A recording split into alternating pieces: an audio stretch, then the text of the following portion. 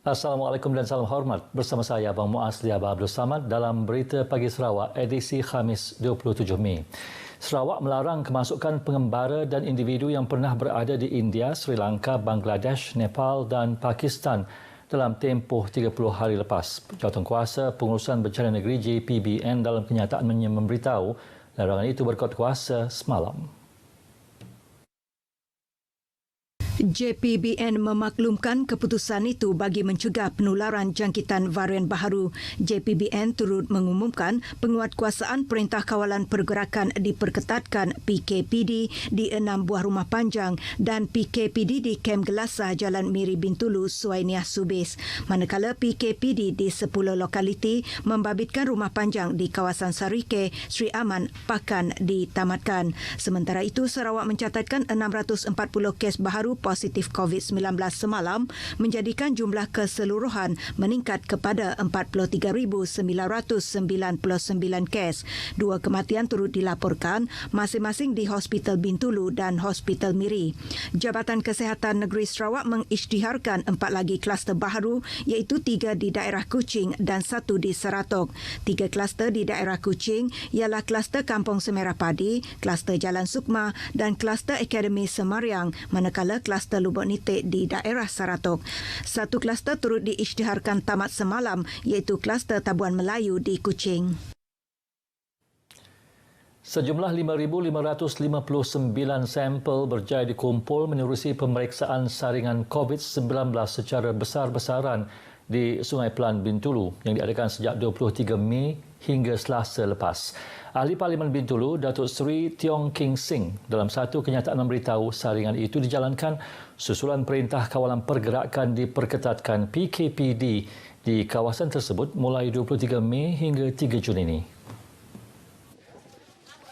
Daripada jumlah itu, 21 orang dikesan positif COVID-19, masing-masing 7 kes dari unit kediaman dan 14 kes dikesan daripada hospital.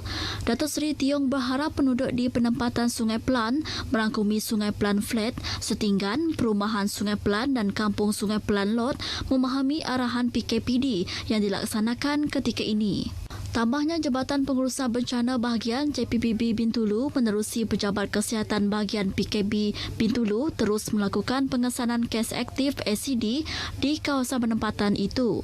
Sementara itu, tinjauan RTM mendapati penduduk setempat terus menjalani saringan COVID-19 mengikut lokaliti ditetapkan PKB Bintulu. Sementara itu, penduduk di kawasan perumahan teres berdekatan kawasan flat Sungai Pelan dan Setinggan Dayak menerima bantuan bekalan makanan kering semalam. Lebih 2,000 bungkusan diagihkan oleh Jabatan Kebajikan Masyarakat JKM selepas bantuan sama diagihkan kepada penduduk di flat Sungai Pelan dan Setinggan Dayak. Sejak Ahad lepas, JKM Bintulu dengan bantuan sukarelawan JKM dan Pusat Khidmat Parlimen Bintulu telah mengagihkan 3,382 bungkusan makanan kering diagihkan kepada penduduk terjejas di flat Sungai Pelan dan Setinggan Dayak. Penduduk yang ditemui RTM berterima kasih atas bantuan tersebut. Saya difahamkan kawasan Sungai Pelan ni melebihi 10,000 penduduk dia. Oleh yang demikian, kita faham dengan keadaan yang berlaku sekarang sebab dia berperingkat-peringkat. Jadi harap apa yang kita dah bantu dalam semua dari kaki tangan-tangan yang semua ada untuk membantu seorang dalam kawasan Sungai Pelan ini, memang saya beri besar terima kasih. JKM Bintulu meneruskan penghantaran bekalan makanan kering hari ini melibatkan beberapa kawasan di Kampung Sungai Pelan Lot. Kawasan penempatan Sungai Pelan dikenakan PKPD mulai 23 Mei hingga 7 Jun. Sarawak dijangka menerima 1 juta dos vaksin COVID-19 bermula Jun depan sebagai langkah untuk mencapai sasaran memvaksinkan 70% populasinya sebelum akhir Ogos ini. Ke arah itu, di Sibu, persediaan sedang dibuat bagi mempertingkatkan jumlah kapasiti pusat pemberian vaksin PPV sedia ada selain membuka PPV yang baru. Wartawan Muhammad Al-Hadi ada perinciannya.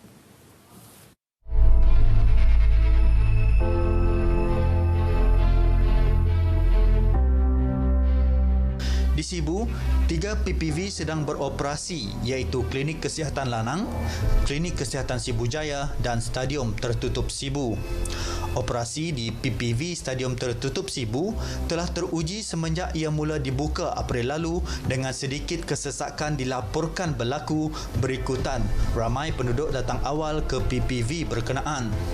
Setelah itu, strategi baharu diperkenal bagi mengatasi kesesakan dan menambah baik proses-proses di PPV berkenaan. Bermula dari kawasan menunggu sehinggalah seseorang individu selesai menerima suntikan vaksinnya. Pengenalan sistem pengasingan zon masa temujanji setakat ini telah berjaya mengurangkan kesesakan di PPV berkenaan. Jadi semasa kita membuat panggilan untuk memberitahu atau mengingatkan penerima vaksin, kita akan menekankan dan mereka perlu datang mengikut masa temujanji mereka. Apabila mereka sampai di luar stadium ni, mereka juga akan dibenarkan masuk hanya mengikut masa mereka yang dijadualkan untuk mereka. Setelah sistem yang berkapasiti 140 orang divaksin dalam tempoh sejam itu teruji dan ditambah baik, kini tiba masa ke arah peningkatan kapasitinya pula. Antara yang akan dilaksanakan adalah memanjangkan masa operasi PPV Stadium Tertutup Sibu kepada 2 shift sehingga pukul 9 malam.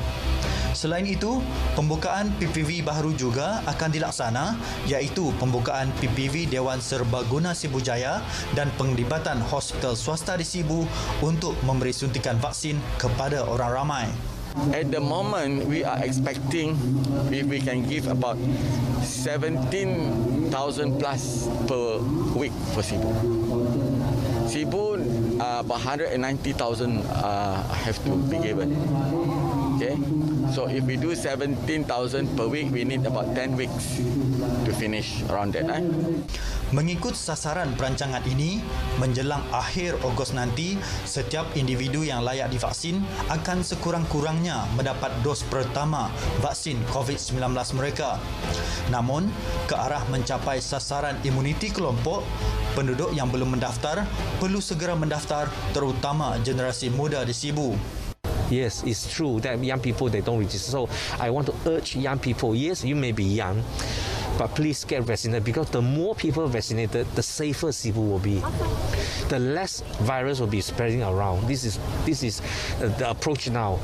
Persediaan ini sebenarnya perlu sokongan penduduk untuk terus mematuhi segala prosedur operasi standard agar dapat mengurangkan kes jangkitan dalam komuniti. Dengan COVID-19 kini semakin mengganas di seluruh pelosok Sarawak, senjata terakhir kita adalah jarum dan suntikan vaksin COVID-19. Gerak kerja sudah dirancang untuk memvaksinkan lebih 100,000 penduduk di Sibu sebelum hujung Ogos ini. Tetapi apa yang lebih penting, baki lebih 70,000 lagi yang masih belum mendaftar untuk program imunisasi COVID-19 kebangsaan untuk penduduk di Sibu ini. Bagi yang belum mendaftar di luar sana, daftarlah segera kerana kita semua mahu cepat kembali ke kehidupan yang normal setelah mencapai imuniti kelompok. Saya Muhammad Al-Hadi, Berita RTM. Tahun kedua hidup dicengkam pandemik COVID-19, masyarakat Dayak di Sarawak diminta menahan diri dari menyambut Hari Gawai seperti biasa. Menteri Utiliti Sarawak, Datuk Seri Dr. Stephen Rundi Utom berkata dengan peningkatan kes jangkitan COVID-19, tiada perayaan dapat disambut dalam suasana meriah dan tidak terkecuali sambutan gawai. Justru masyarakat Dayak perlu bekerjasama untuk tidak mengadakan sebarang keramaian bagi memutuskan penularan COVID-19. Ngintu Hari Gawai tahun 2021 itu dekat ngintu masyarakat kebaru. Artinya kita nak boleh bergelumuk bala mayuh, kita nak boleh bergulai bakal selama, ataupun kita ngabang ngagai rumah sikut-sikut bakal selama. Beberapa pemimpin negeri turut menyuarakan kebimbangan serupa dan menekankan pematuhan prosedur operasi standard SOP perayaan gawai. Sentiasa menjaga kesihatan diri, memakai pelitup muka dan menggunakan hand sanitizer pada setiap masa. Patuh kepada nasihat Jabatan Kesihatan, kita jaga kita selamat Gawai Dayak. Sambutan Hari Gawai pada 1 Jun ini hanya dibenarkan diraih sehari saja dengan tiada aktiviti ziarah atau ngabang diadakan. Mengikut SOP yang ditetapkan JPBN Sarawak menerusi unit hal ehwal agama-agama lain Unifor, sambutan gawai hanya dibenarkan kalangan ahli keluarga serumah sahaja. Projek pengawalan hakisan pantai di Kampung Batu Satu, Kuala Baram Miri yang dilaksanakan sejak April lepas dijangka siap November 2022. Projek di bawah rancangan Malaysia ke-11 RMK-11 menelan kos hampir 17.4 juta ringgit.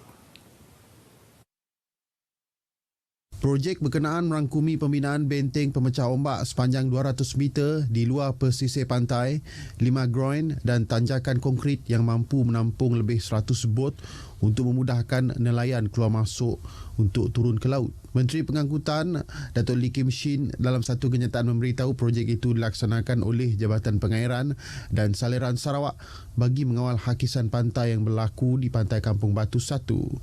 Apabila siap, projek itu dapat membantu golongan nelayan di kawasan berkenaan. Dalam perkembangan lain, Datuk Lee memaklumkan kerja-kerja pembersihan sepihan kayu yang banyak terdampar di Pantai Kampung Batu telah dibersihkan dengan bantuan kontraktor yang terlibat dalam projek pengawalan pantai berkenaan. Jelasnya insiden kali ini agak luar biasa dengan keadaan longgokan serpihan kayu yang begitu banyak sehingga ada yang mencecah ketinggian 1 meter sekaligus menghalang bot-bot nelayan yang keluar masuk. Warga Bandaraya Miri digalakkan menggunakan perkhidmatan Book Bear yang menawarkan perkhidmatan penghantaran buku secara percuma. Pustaka Miri dalam kenyataan medianya memaklumkan perkhidmatan tersebut telah beroperasi di Bandaraya Miri sejak 16 Jun tahun lepas. Menurut Pustaka Miri, perkhidmatan itu disediakan bagi menyokong program dan aktiviti membaca sewaktu pandemik COVID-19 ini.